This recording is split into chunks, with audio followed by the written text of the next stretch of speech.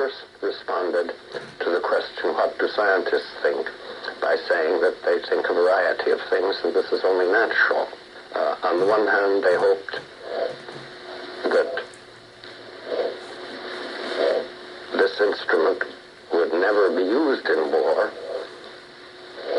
and therefore they hoped that we would not start out by using it. On the other hand, they hoped, or other people hoped, that it would put an end to this war, save countless lives, put an end to a butchery that had been going on for many years and had been marked by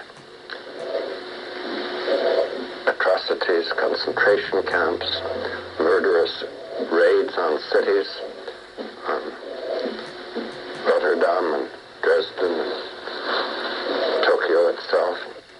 You ask yourself, would the Japanese government, as then constituted, and with the bitter division between the peace party and the war party, would it have been influenced by an enormous... So you've been listening to Mr. Robert J. Oppenheimer, J. Robert Oppenheimer.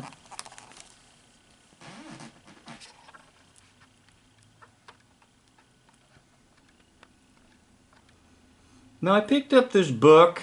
It was out of circulation, thank goodness. But as soon as I saw the book, I said, you know what? I think I know who that is. So I'm going to make a case for you.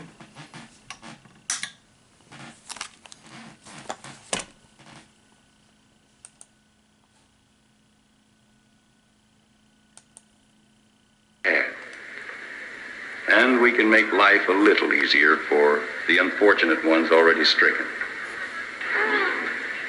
You've heard a lot about the 4 freedoms. We know they're worth fighting for. Well, let's add a 5th freedom. Let's fight for freedom from pain. For little Julia, for the thousands like her. Give all you can, as often as you can. It will be money spent for happiness. Thank you, Robert Young. This appeal is a part of the 1951 March of Dimes campaign.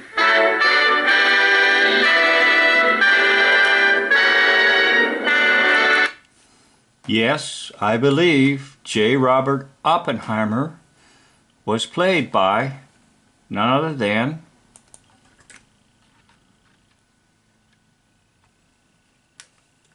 Robert Young.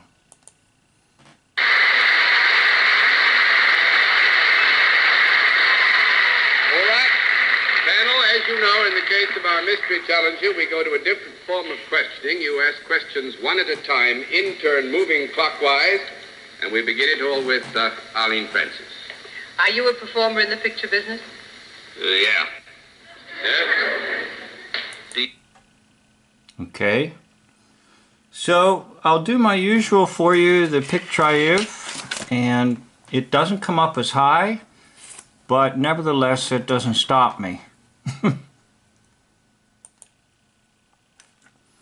Okay, on your left is the character we know as J. Robert Oppenheimer, the so-called atomic scientist that helped to develop the atomic bomb, which never existed. It's nonsense. But you'd like to believe it. Oh, I did. Please don't think that when I do these videos, somehow I was exempt from hoax history. I was not. I was fascinated by it. How an atom could be split, and then there's some type of powerful explosion. No, the only explosion that occurred was in your brain. The only thing that was split open was your skull. And they dumped nonsense into it. Because in the Greek language, the word atom means that which cannot be split. So it's double talk. It's nonsense. So J. Robert Oppenheimer, the nonsense maker, was played by, over here, Robert Young, the actor. Now, the reason that the meter doesn't come up too high, I believe, is because they've taken the cheeks of J. Robert Oppenheimer and sort of sucked them in, and I'll show you on the book what I mean.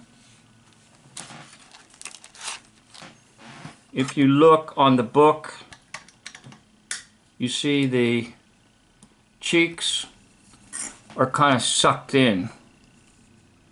So he's kind of missing a lot of the area around the cheeks to puff out his face.